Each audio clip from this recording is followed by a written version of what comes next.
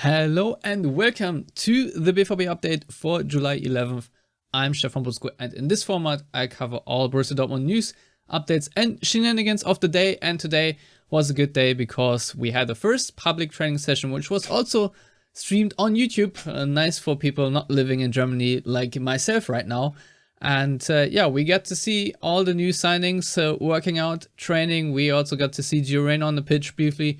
So all the good stuff, but our lead story tonight has to be Nico Schulz, because I don't know if it was late in the day, but the story did break, I guess, that Borussia Dortmund are upping the pressure on Nico Schulz. When Borussia Dortmund will fly to Bad Ragaz on Friday, there won't be a ticket with Nico Schulz's name on it.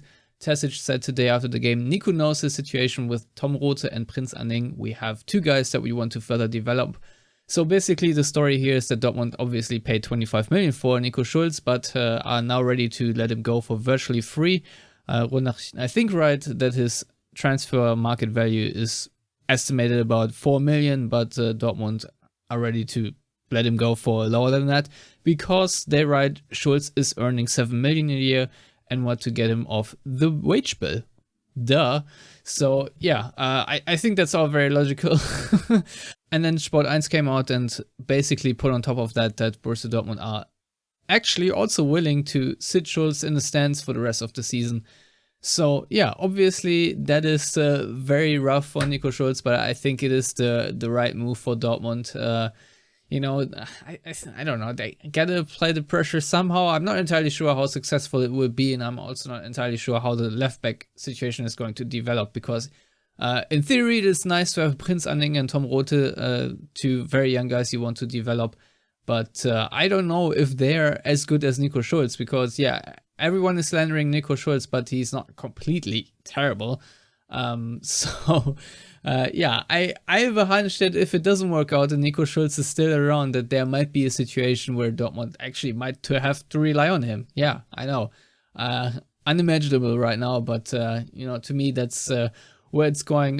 Yeah, what else is there? Oh yeah, good news from Terzic is also that he was saying that everyone that did the fitness diagnostics performances basically passed the tests.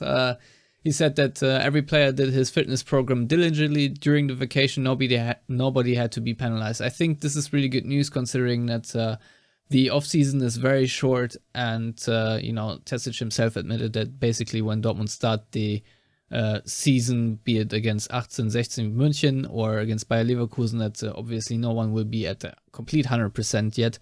But yeah, it's good news. At least, you know, if he's honest, which I don't know, but I presume that so far everybody is, yeah, healthy and fit enough for what will be a very straining season. Though, curiously though, I want to ask, I don't know if you guys have watched Borussia Dortmund's little performance diagnostics video part 2 with the new signings. And, you know, everyone is doing pull-ups and push-ups and whatnot, and then Julian Brandt is only there to basically say hello.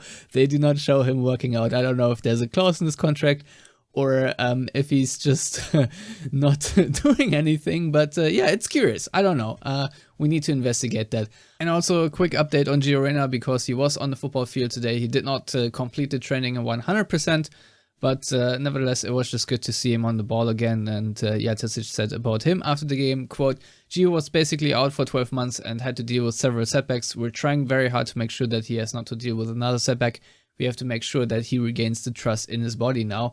And similarly, he was talking about Matteo Morey, where he said that they also need to basically pump the brakes a little bit because he's so euphoric and, you know, wants to go into tackles and headers and whatnot. And Dortmund say they want to take things down a notch for now so that Matteo Morey does not get injured again anytime soon.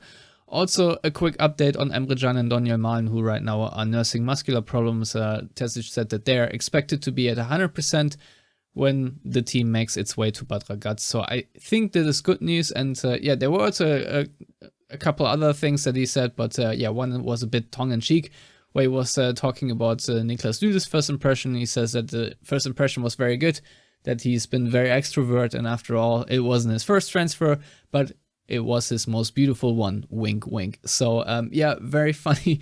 And yeah, Nico Schlotterbeck also was interviewed by Borussia Dortmund. Was not the most yeah, groundbreaking interview, but he did say that he's super happy with the start of his Dortmund tenure.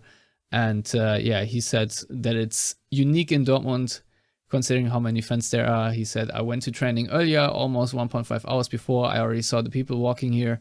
I didn't know what was coming when I came out and saw the people. That's something special. I think in Freiburg there are maybe 50 people. In Dortmund there are 1,500. I think this is unique in the Bundesliga in Germany, and I'm looking forward to it. I hope I can celebrate many, many victories with the people here. So yeah, that is obviously a nice sentiment at the beginning of his tenure at Borussia Dortmund. You know, Nico Schlotterbeck, I think, will be revered. But yeah, in the meantime, that's all I have for today. As always, like, comment, subscribe, and I'll catch you next time. Goodbye.